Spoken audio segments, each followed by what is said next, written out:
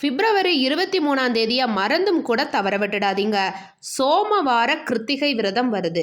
சோமவாரம் திங்கட்கிழமை அப்படின்னாலே சிவபெருமானுக்கு உகந்த நாள். அந்த நாளில் முருகப்பெருமானுக்கு உகந்த கிருத்திகை விரதம் வர்றது அப்படின்றது நம்மளுக்கு இரட்டிப்பு பலனை கொடுக்கும். கிருத்திகை விரதத்தன்று யார் ஒருவர் முறையாக விரதம் இருந்து முருகப்பெருமானை வழிபடுகிறார்களோ அவர்களுக்கு பரம் தனை நல்குவேன் அப்படின்னு சொல்லிட்டு சிவபெருமான் தன்னோட வாக்காவே சொல்லியிருக்காரு.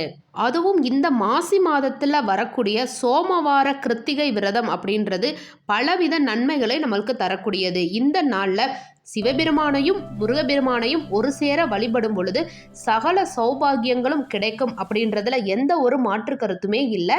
இந்த அற்புதமான நாளை தவற விட்டுடாதீங்க. நாளைக்கு 23/2/2026 திங்கட்கிழமை கிருத்திகை விரதம். இந்த நாளில் முறையாக விரதம் இருந்து முருகப்பெருமானை வழிபட்டு சகல சௌபாகியத்தையும் பெறுங்க. இந்த தகவலை உங்கள் நல்ல மனசு போலயே எல்லாருக்கும் பகிருங்க. இந்த வீடியோவுக்கு ஒரு லைக் கொடுத்துட்டு ஓம் சரவணபவ அப்படின்னு சொல்லிட்டு கமெண்ட் பண்ணுங்கள். சிவாய நம. வாழ்க வளமுடன். நல்லதே நடக்கும்.